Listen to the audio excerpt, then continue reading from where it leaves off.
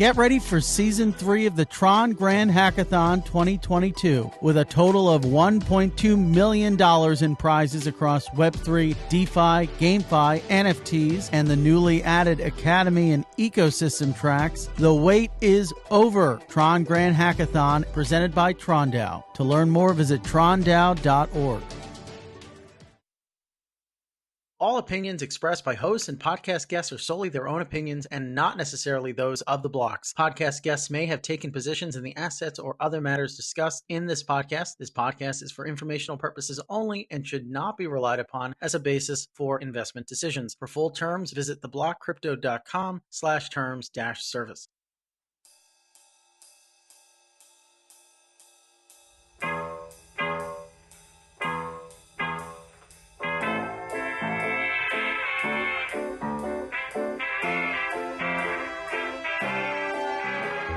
Ladies and gentlemen, welcome to The Scoop. I'm your host, Frank Chaparro, editor-at-large at The Block, and today we have a very exciting guest.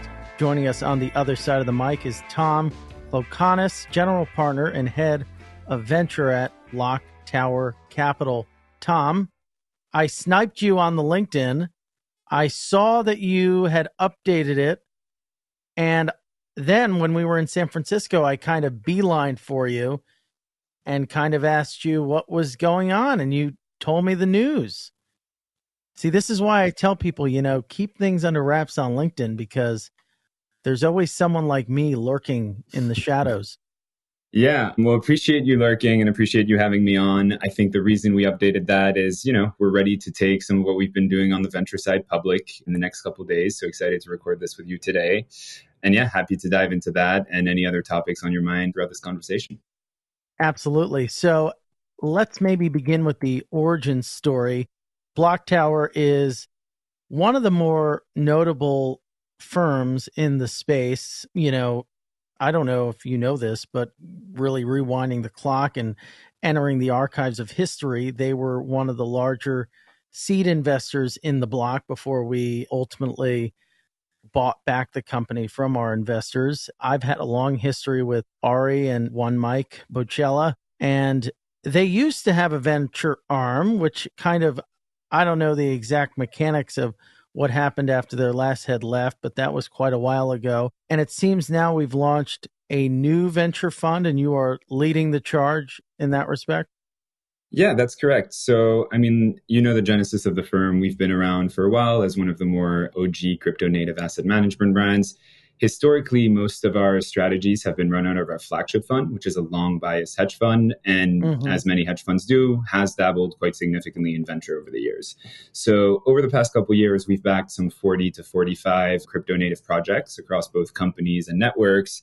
But most of that have been investments we've been running out of our flagship fund. And so the nature of writing sort of these illiquid venture investments in an open-ended liquid fund means that most of the time you are writing sort of smaller checks, primarily to token opportunities, because liquidity on a medium-term time frame still matters, as opposed to venture, which takes a much longer view. And so, through the evolution of the firm, which has actually now evolved into 4 strategies, you might be familiar with our acquisition of a fund called Gamma Point, which is now sort of a BlockTower market neutral fund that does some stuff on sort of the traditional market neutral side, your basis trading, arbitrage, those types of opportunities, but also on sort of the crypto native side, whether that be liquidity providing and or crypto native lending. We're also running some credit strategies, as we've made public in Packy's Not Boring newsletter and sort of with the work that we're doing with Maker and Centrifuge. And now our 4th sort of formal strategy is the venture side. And so for that specifically, I joined the firm back in December to help sort of launch what is our new strategy and what's being expressed through a new $150 million fund. And your background, you were an investor before, you were at Consensus, and I think, let me see if I can recall this correctly tapping into my deep history of LinkedIn stalking. You were at Barclays, I want to say, way back 2014 and 2015. Yeah, so like many in the space who are not sort of on the developer side of the fence, I started my career in investment banking, initially on the M&A side of things, focused on the TMT sectors, before pivoting into equity research, focused on payments and later European banks. Ironically, that's kind of where I caught the crypto bug. To my great surprise, in 2014, some of our institutional clients who are covering fintech stocks, which basically meant payment stocks back then, started asking us, and this is an actual direct quote, what the hell is this Bitcoin thing? And as effectively the most junior person on the team back then, got staffed with figuring it out and writing some kind of a report.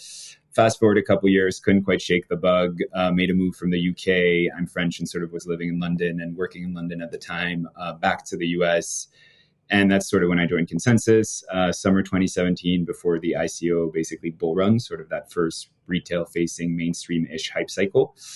Spent 2 years at Consensus working on a number of corporate strategy initiatives, as well as leading business development for what has now become Consensus Codify, and eventually made a move into the venture world. And in the venture world specifically, sort of personally wanted to round out the crypto native side of venture that I'd had a chance to see at Consensus, where I notably helped source an investment or two on the Consensus Ventures side of thing, which was at the time our balance sheet investment arm, with sort of some of the stuff I'd seen during my MBA at Columbia, notably, why venture funds of Silicon Valley do things the way they do, right? Why are venture funds looking for 10 to 15% ownership? Why do they prefer to lead deals and take board seats, as opposed to some of what we saw in crypto early days, which was very much like opportunistic investing and sort of being flexible on terms and structures. And so joined a firm called White Star Capital, who's a global generous VC fund focused on sort of seed to B now, headquartered out of 4 co-HQs effectively, Paris, London, Montreal, and New York. And where White Star was sort of in the process of launching its traditional Fund 3, a $350 million vehicle that focused on sort of traditional tech opportunities from consumer to healthcare through fintech. My partner and I raised a $50 million crypto-focused fund under the umbrella of White Star. So did that for about 3 years, deployed Fund 1 across companies like Ledin, Paraswap, Superfluid, Alethea, Rally, and others, largely leading and co-leading rounds. Had a great time, but was sort of itching to go back to some of the crypto native side, which is when I met Matt and Ari, and we sort of saw the opportunity to team up together. Got it. And so what do you think is going to be the underpinning thesis with which you'll approach the market? Yeah, for sure. So I'd say we're in a unique position, and this is sort of my thesis on venture, and I think BlockTower's thesis on venture, in that we're not just a venture fund, we're kind of a strategic, right? When folks say strategic, they typically think of like Coinbase's investment arm or Gemini's investment arm. But really, I think that category is a little wider, and BlockTower is strategic in that we have multiple funds and strategies that can not just be an investor, but a user of your platform, right? So specifically what I mean there is like, if you're a DeFi protocol at seed stage, one of the first things you're calling your investors to solve for following your seed round is how do you bootstrap liquidity on your platform, right? Who are going to be those early liquidity providers, either demand side or supply side? And the benefit within BlockTower's, for example, our market neutral fund, that's a big part of their mandate. That's a big part of how they generate yields, right? So there are obvious synergies where we can sort of pipe that in. And as a function also of those 4 different strategies and vehicles, we have a team of close to 30 investment professionals, which are each subject expert matters in different areas of crypto. And so the BlockTower VC fund that we've launched is very much a crypto generalist, but we have deep theses in a number of sort of verticals. So I'd say the macro level thesis is that, I mean, this sounds like a catchphrase in crypto, but we're still early. 9 to 10% of people in the world have maybe dabbled with crypto. 90% of those have done so through a custodial interface. They've never interacted with a dApp or with a wallet. And so what that means You're making me feel better, Tom, because I saw the other day that Coinbase has 100 million users, and it made me think or get worried that maybe we're not so early, but you've mollified those we're concerns. no longer, we've been saying we're early forever, but if you put it into perspective through the mainstream adoption, I think we're still early. And what I'm willing to take sort of a big thesis on is that early stage and seed stage and early Series A venture is probably where we'll see the most upside, because I think the big winners of the coming decade and 15 years are probably not around yet or early stage enough that a fund our size, our stage can get exposure to them. So that's sort of at the macro level where we are in crypto. I think you were going to riff off that, so I'll take a pause. No, I was going to sort of yield back your time because I don't think you finished your train of thought. Yeah, happy to just close that off. So that's the macro piece. The second piece is that I think venture is changing, and it's changing in crypto. And so how we approach those sort of sub-investment theses that I can get into in a second is sort of different and core to how we invest. So in many respects, my lessons from early Consensus days and early crypto are that flexibility matters, being able to write small checks, being able to sort of go into token-only deals that don't have the protection of equity. All of that stuff is how you're going to create and capture upside in this space. But at the same time, some of the lessons of very traditional venture, right? Why folks have target ownership percentages and things like that. There's a lot of merit to that, both in terms of how venture math and portfolio math works, but also in terms of how you make sure that you can operationally be present and active with your companies, how you can have some visibility on outcomes and be able to drive them. And so how we're approaching the fund is we want to work for 90% of our fund. We want to work with a very core portfolio of 20, 25 companies and networks. And we want to be active in governance if it's a token. We ideally want to be a board observer if it's a company. But we're targeting percentage ownerships that work for us, but that also work for them, that work for the ways that people design cap tables, networks, ownership in Web3. So whereas like a lot of traditional Silicon Valley funds would target 15% of the cap table, we're pretty flexible. We target 7 to 10, and sometimes we can flex down for good reason. On the token side, we target something like 2 to 5. We do that with sort of 90% of the fund, but we are carving out 10% of the fund to do the funkier, more out there opportunities that might not be captured by a more structured investment vehicle that comes from a more traditional background, right? It's important to be able to partner up and invest in investment DAOs and incubators. You might feel that buying a basket of CryptoPunks is as underwritable as a super rare or an OpenSea, and you should be able to capture those opportunities if you're spending 100% of your time in the space. So macro thesis number 2 is sort of like the way venture funds invest is changing, but it retains some learnings of Web 2. And then getting into specific verticals, we're pretty interested in still interoperability. I think it's no longer a contentious point to say we're in a multi-chain world and headed there, and that probability that demand for block space might outpace supply and therefore multiple L1s, although right now you could argue it's kind of the opposite. Whether it's next gen L1s like Aptos and what's happening in the Move ecosystem, whether it's interoperability or other solutions, that's something we're looking for. We're spending a lot of time at the intersection of sort of digital privacy and censorship resistance. I think that's a big reason why a number of people got into this space. That could be, companies building on top of IPFS like Privy. That could be much more sort of quote unquote anarchist tech type products, which are sometimes tough for funds to back. As you've probably seen, we have a huge thesis on credit and its intersection with DeFi. There, we've actually backed companies and networks like Centrifuge and Maple, with whom we're also working through our other vehicles. We're now sort of looking to other pieces of the ecosystem, right? Credit scoring, credit default protection, things like that. Spending a bunch of time at the intersections of new payments primitives that enable new business model types. So at White Star, we were investors in Superfluid. That's obviously a project that comes to mind in that vertical. Currently also doing quite the deep dive on all things sort of mobile infrastructure and how that might usher in a new era of crypto consumer or social apps, right? I think for the first time ever, I'm using Farcaster and Be Real. It's the first time I can say that I'm daily opening up 2 new social media apps. So maybe there's something there. Maybe there's an opportunity. We want to meet the folks who are thinking about it, who are working on it. And sort of more at the app layer, spending a bunch of time on themes like co-creation. And that kind of ranges across, right, media, games, but also research, science, things like that. So those are some of sort of our macro and micro theses, and the way we can achieve sort of a more generalist coverage of crypto, which is now a tech that touches almost everything from, this new asset class through to DeSci, is because beyond our core venture team, which is a group of 4 people, we also have the broader BlockTower umbrella and sort of workforce to lean on. So whether it's sourcing deals, diligencing deals, or adding value to the companies and networks we end up backing, we've got a pretty big collective sort of pushing forward. Is this all at the pre-seed, seed, A level, or can you go up the chain of rounds? Yeah, so that's a great question, and it's a little meta. So currently, as you could probably back out from the fund size, there are no rounds, you, man. Yeah, round names don't matter anymore. But largely speaking, we write $500K to $6 million first checks with sort of 1-for-1 reserves or 2-for-1 reserves. And we prefer to play at seed, but we'll do as early as pre-seed and as late as sort of Series A. If I had to guess, our portfolio will definitely skew seed, but we'll have a little bit of the earlier and the later. As pertains to growth, it's an interesting question, right? Like you have a lot of funds that have become these mega funds, both in crypto and outside of crypto. And that model, I think, works very well for them, but is not the model that we're looking to roll out. I think as we think about growth, first of all, crypto dedicated growth today seems difficult. There's not that many sort of growth companies, right? If you use, I don't want to say you end up becoming an index fund, but you sort of end up having less of your pick amongst options and having to do most of the credible ones if you're deploying on, say, a 2 or 3 year investment period. Sure. And that's not a bad strategy. It's early enough that might yield. Yeah, go ahead.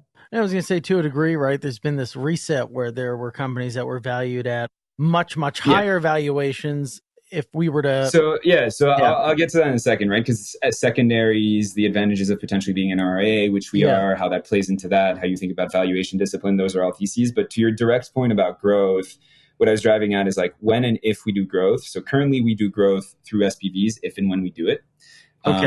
And that's because we didn't feel that we had the mandate or sort of that it was the right time to launch a crypto dedicated growth fund.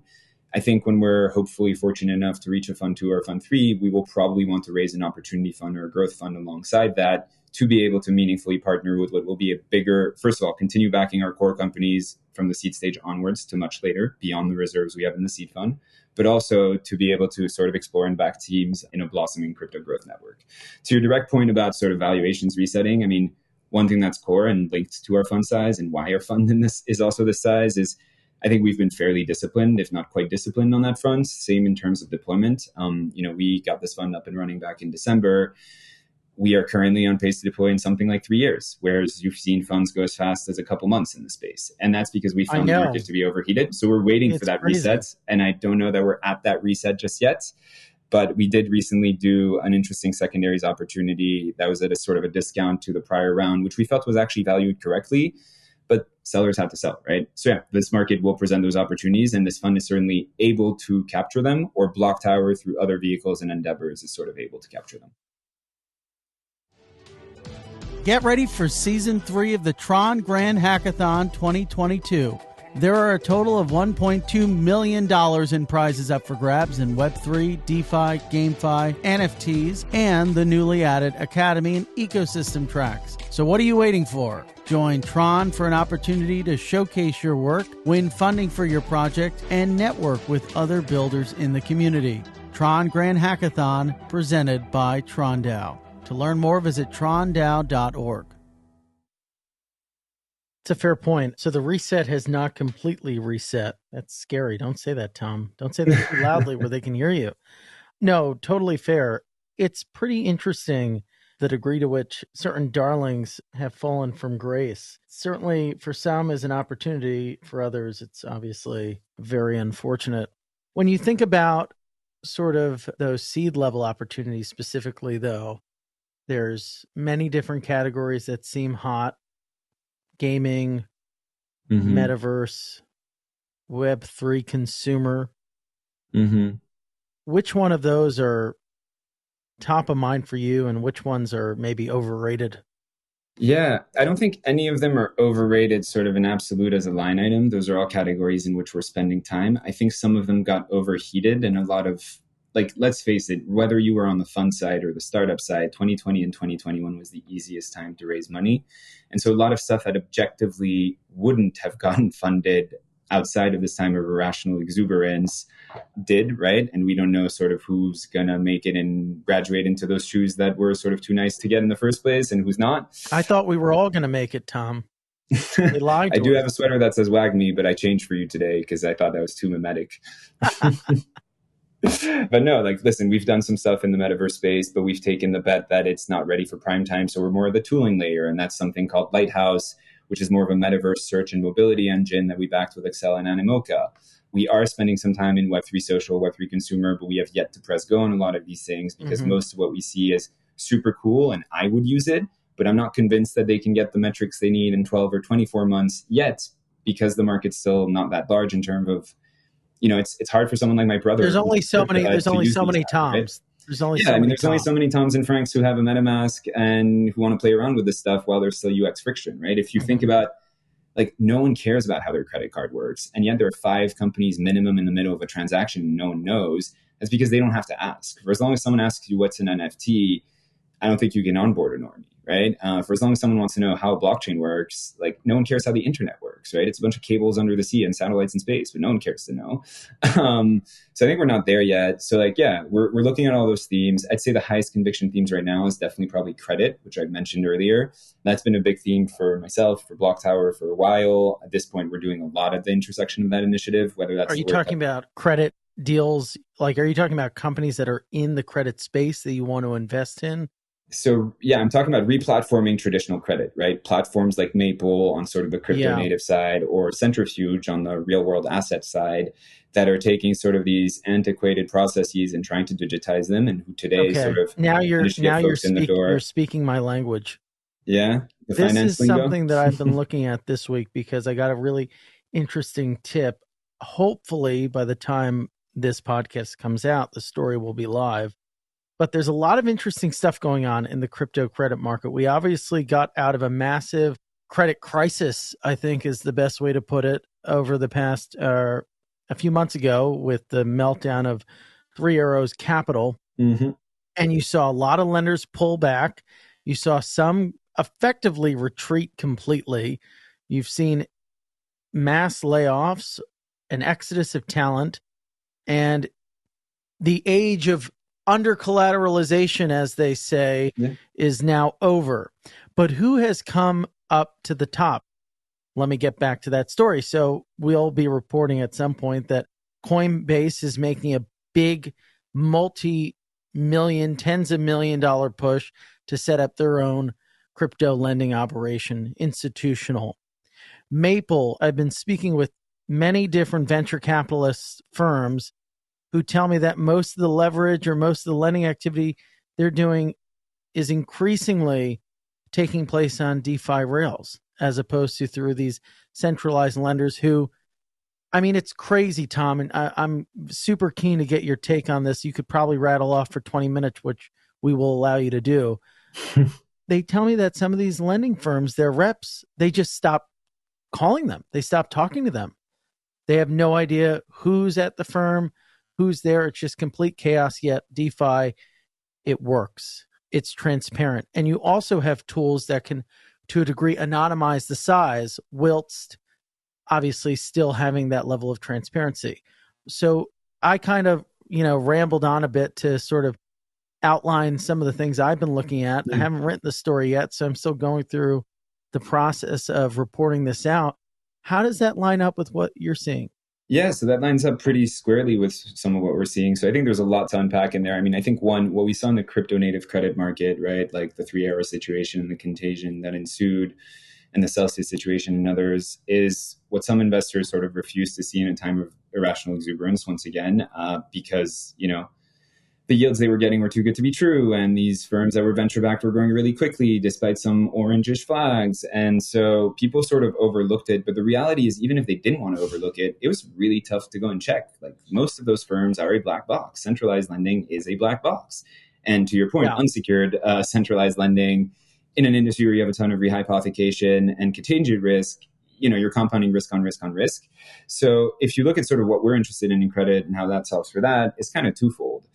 One, there's everything we've just been talking about, and that's the Maples, the Clear Pools, the X margins of the world. If you went to the tooling layer and outside of the credit protocol layer, the companies that are trying to address replatforming private credit and have the initial AUM and sort of activity be dog-fed by the industry that A, is most likely to adopt it the most, and B, probably needs it the most following what we've just been talking about. Yeah. We're also extremely excited in what's happening sort of on the Centrifuge and Goldfinch and Gia, which is an interesting project as well, which is sort of taking non-crypto exposure assets and piping them on crypto rails. And so we're interested in both. I think both of them are necessary and are going to advance in tandem side by side. We've spoken a lot about the value prop of the former, right? Replatforming the Genesis Three Arrows stuff, the stuff that we do through our Gamma Point fund, which you've seen in the press with working with Clearpool, working with Maple, with counterparties like Jane Street. We're also super interested in sort of how DeFi grows with an interplay between permissionless and permission collateral, and how that permission collateral might come from real world assets, and how for those real world assets, they're also on-ramping onto a more efficient process, which can unlock a ton of new possibilities, business models, and sort of fee compression in the future. So it's still early days. I think it's a more boring sector, right? Like unsecured real world asset lending compared to sort of the DeFi summer hype and the NFT hype.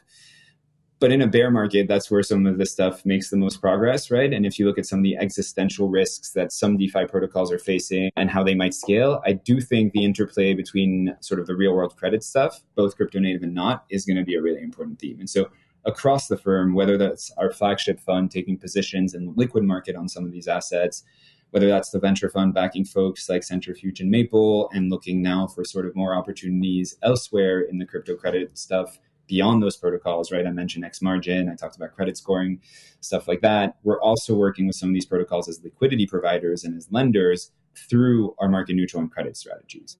So there's a lot to unpack here.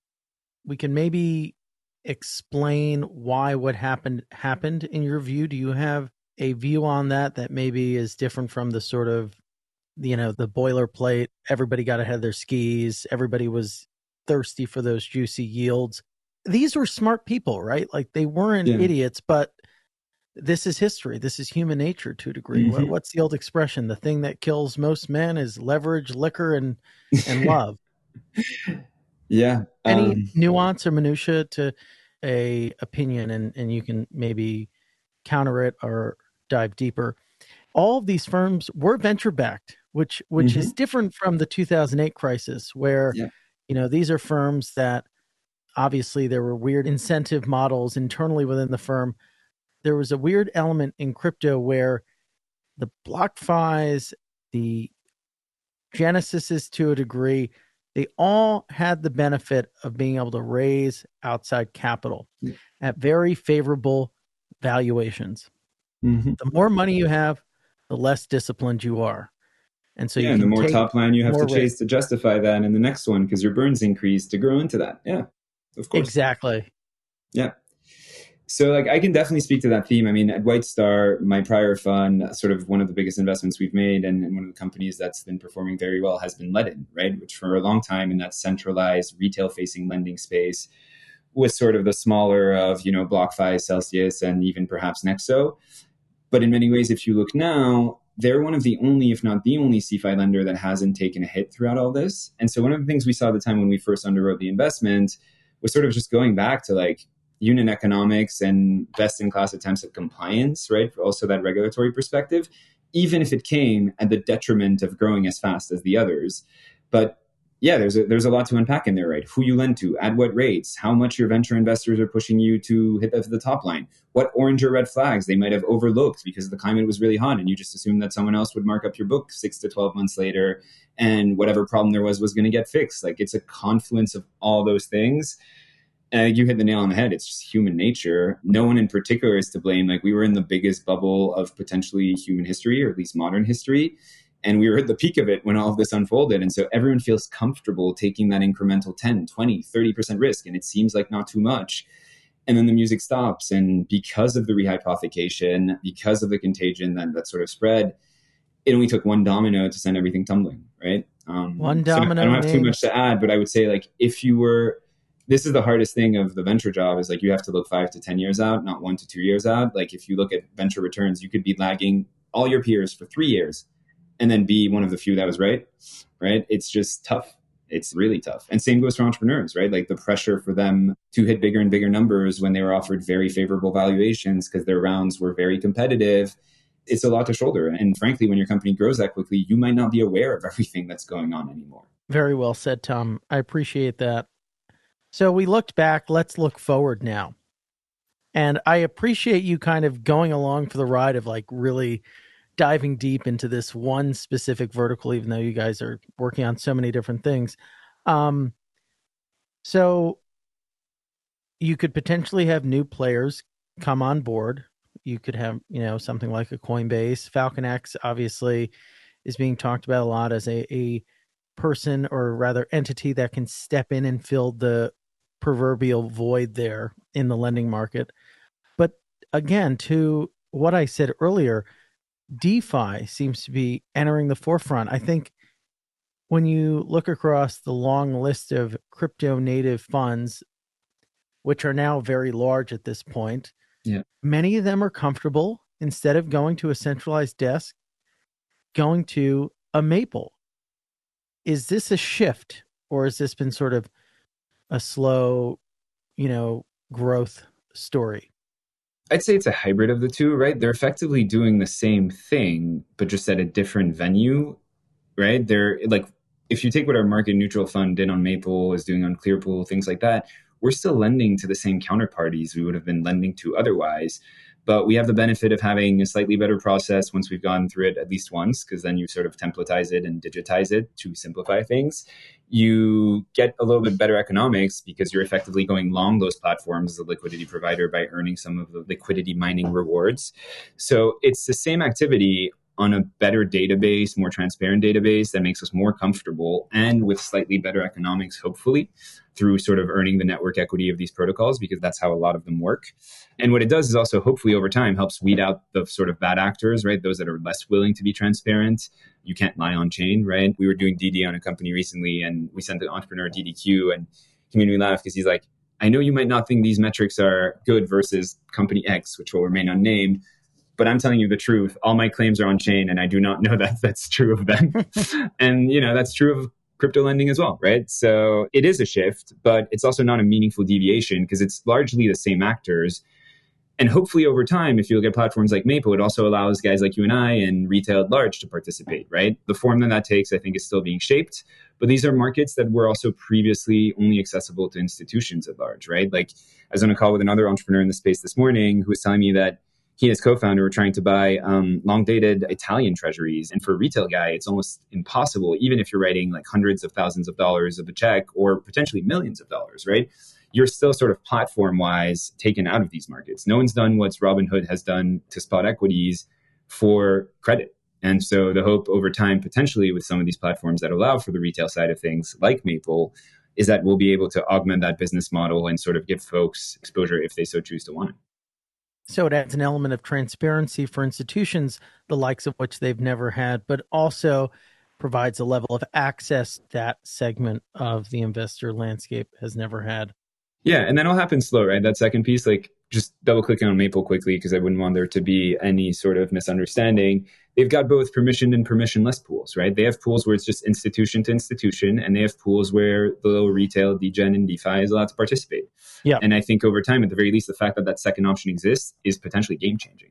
So we were kind of, talking about the juxtaposition between the benefits of decentralized credit for retail, the benefits for institutional players. But if we double click, focus in on the latter, there are still some weird thorny issues around, legality. When we think back to the period post Three Arrows Capital's meltdown, Terra Luna's meltdown, everyone on Twitter was sort of popping off about how it kind of proved the power of the smart contract and how, there is no compromising, no jeopardizing that transaction sort of not executing properly, whereas all of the CeFi lenders sort of blew up. But there were also questions about the degree to which, even though it worked, was it legal necessarily? Like, can certain entities be hit before others in a contractual sort of situation? Whereas if you were on the other side of Celsius as a smart contract, you got paid. But if you were on the other side of Celsius as a human, you did not. And is that sort of lawful or legal or whatever? That is one question. But there's also like a technical question that maybe might keep institutions out. How do you think about some of those maybe thorny issues or downsides?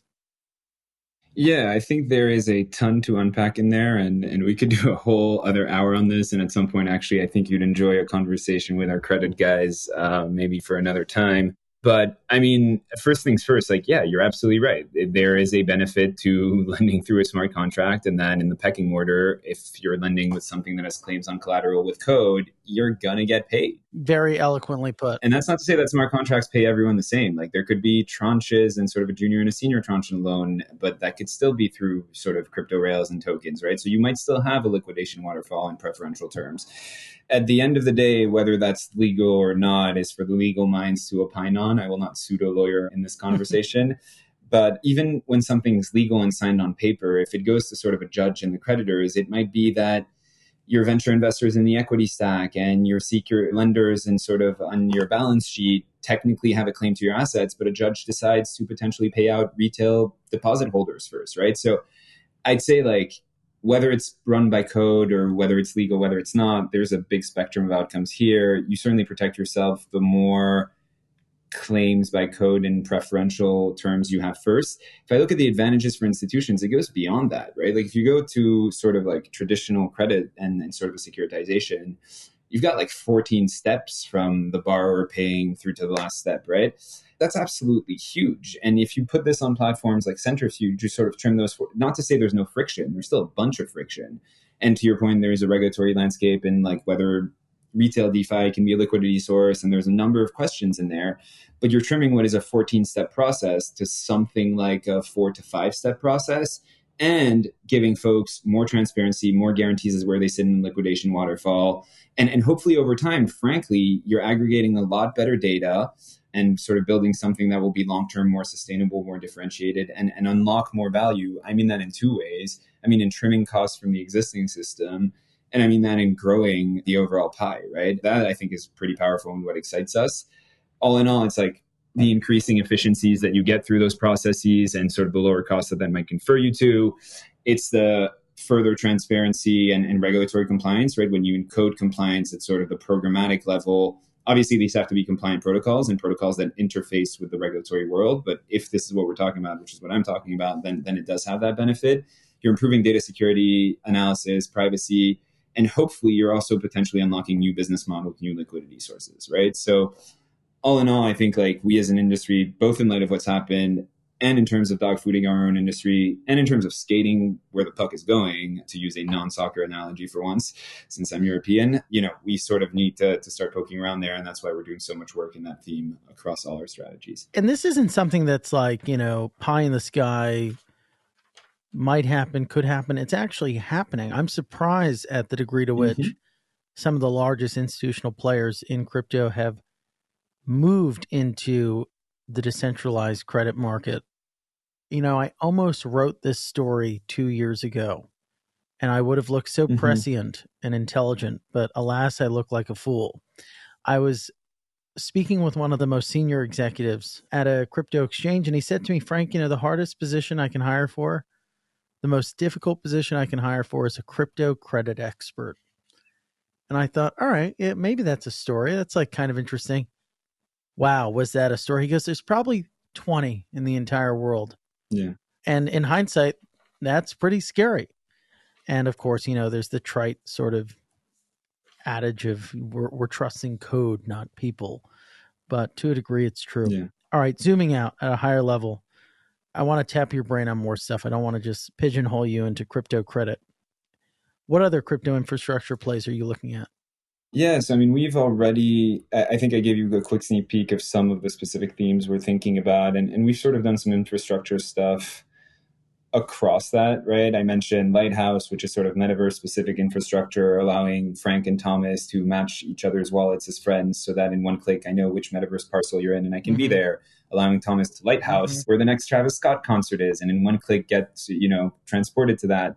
So that's sort of like infrastructure within one theme. We've also gone as far as backing infrastructure sort of at the L1 level. So as was announced in sort of their initial seed round, we're investors in Aptos, for example, and seeing a bunch of stuff in the infrastructure realm on that chain, as well as on Sui by Miston Labs.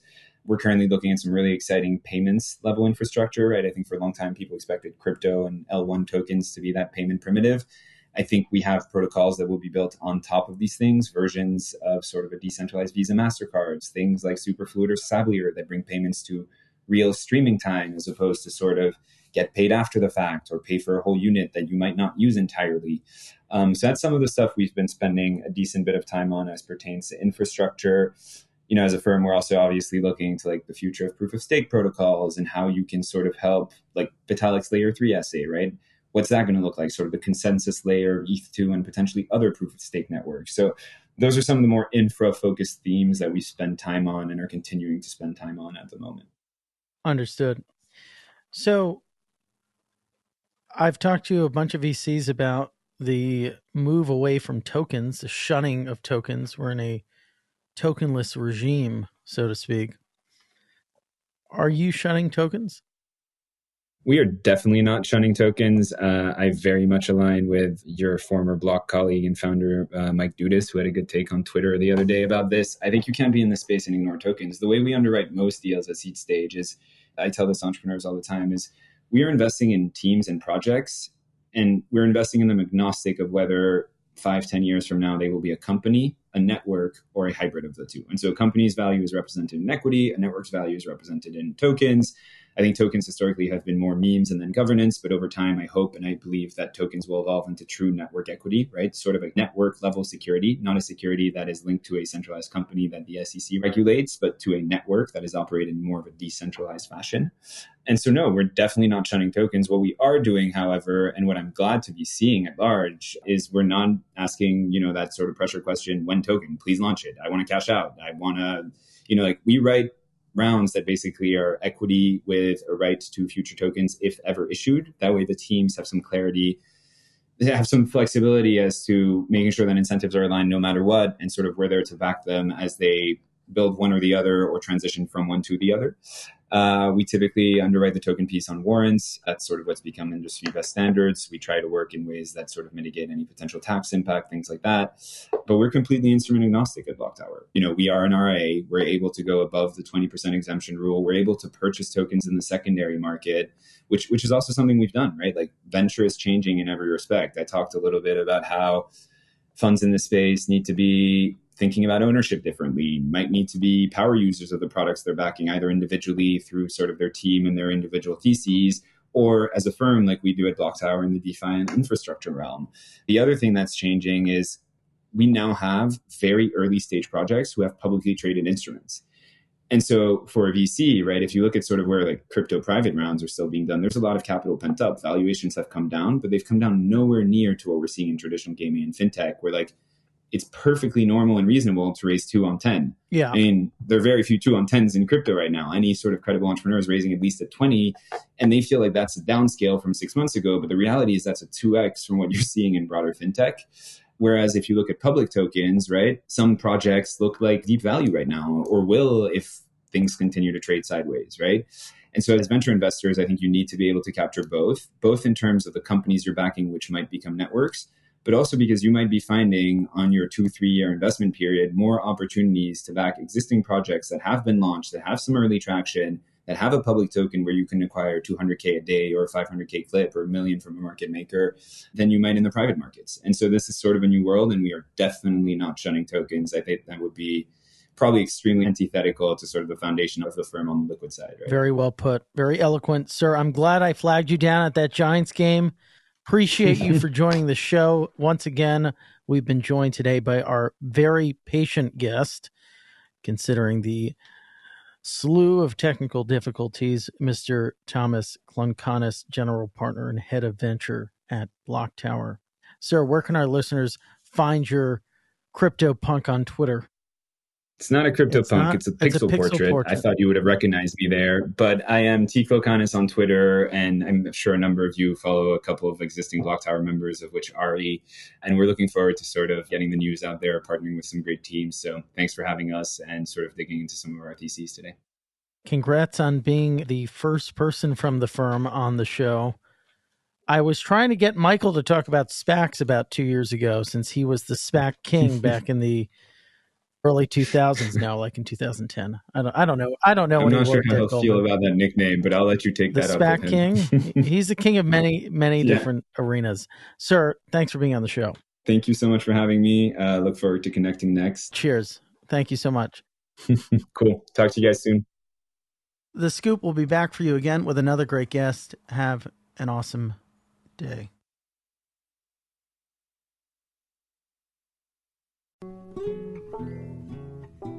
Looking for more great insights from The Block? Check out The Block Research, the premier platform for research content on crypto markets and the digital asset industry. The Block Research membership includes cutting-edge reports, webinars, company maps, and more, available via our dedicated research portal. Visit theblockresearch.com to find out how to join today, or contact a member of our sales team at sales@theblockcrypto.com and let them know that Frank sent you.